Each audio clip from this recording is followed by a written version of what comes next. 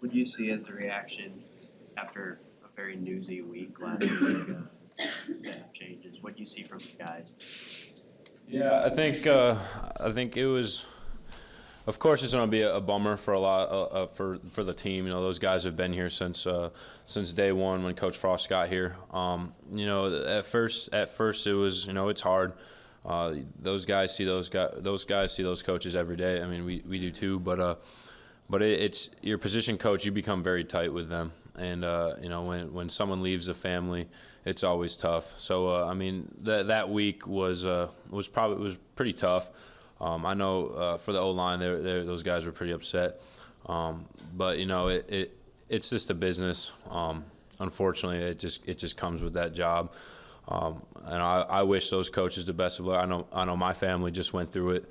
You know, it's a stressor, and it's a big stress on those guys. But you know, I think this week we did a really good job of putting that behind us really, and you know, focusing on what the task at hand is. And you know, I'm pretty excited how the guys came out today to practice. You know, the O-line was firing out the ball, and you know, it did, nothing bad has come out of it really. I mean, other than losing part of the family. So the reaction of those guys was pretty good. You're an underclassman. Was it hard in the weeks before last week to wonder about Scott's status, and what did it mean to you to hear then that he's definitely coming back next year? Yeah, it was a big sigh of relief for me personally. I know a lot of guys probably felt the same way. You know, it's hard because you try not to pay attention to a lot of that while you're in season. You try to focus on what's at hand with the games that we're playing. You know, but as the season went on and more talk was coming up about it, it was, like I said, a big relief to know what was going on and what's going to happen. And I mean, I'm so excited that he's coming back. I think Coach Frost is building something really special here. The culture is where we need it to be. You know, we just need, you know, those one point game or one score games are killing us, and you know, I think we're getting really close to figuring out how to do it. How meaningful are these next two games? Even though a bowl's out and all this, how important are these next games? They're huge. I think these next two games are culture games. You know, the games are for trophies, and I think our guys know that. And like I said, 2 weeks ago, it's another opportunity to go out there and show what we got. You know, you can't take any game for granted. Even if that's, you know, you don't even make it to a bowl game, you can't really even focus on that. It's one game at a time. And you know, Wisconsin's a good team. It's for defensively, you know, they're always tough up front, physical. But that's what we like. It's another good challenge for the D-line. But yeah, no, we're excited about these next two games. They're big games. You know, this could change a lot. You know, so yeah. The last two teams you play are kind of known for what they do on the defensive side of the ball. Does that kind of excite you guys too, that part of it? Because you guys think you have a pretty salty defense to sort of match. I know you're not going against them, but you know, that sort of showing what you got. Yeah, I mean, I think we like to do that every game. Anytime we line up against a team like Iowa or Wisconsin, I know offensively they got big guys. Both teams do. And then defensively, they're a very good defense too. But anytime we get, you know, I said earlier, trophy games. These are big games for us. These are two rivalry games, and I think both offense and defense are really excited for this opportunity. How much do you guys?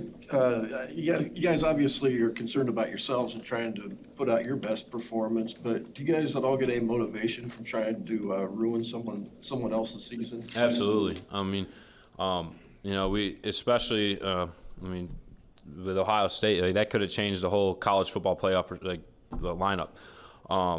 Unfortunately, it didn't come out the way we wanted it to. But we have another opportunity here with Wisconsin. They're you know, a lot of people are calling them an up-and-coming team.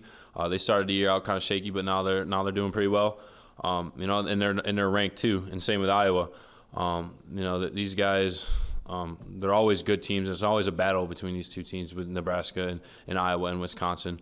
But yeah, no, there is definitely, you know, you definitely can be motivated to go out there and know that, you know, you have an opportunity to put them one more game behind and, you know, change up the rankings a little bit. What's losing JoJo for these last two mean to the defense, and what do you see as sort of you've seen the younger guys behind him. How ready are they for it? Yeah, I mean, losing JoJo's huge, but I think we have trust in the guys who are behind him. JoJo's one of those type of guys who comes to work every day.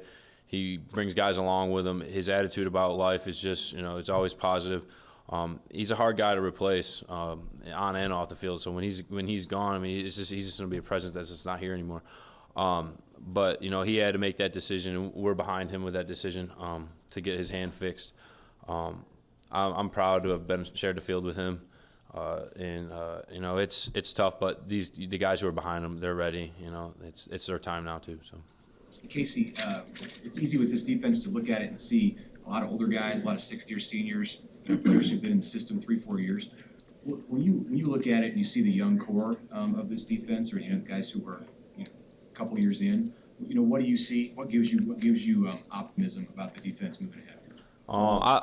Personally, I think that the young guys are they're about ready.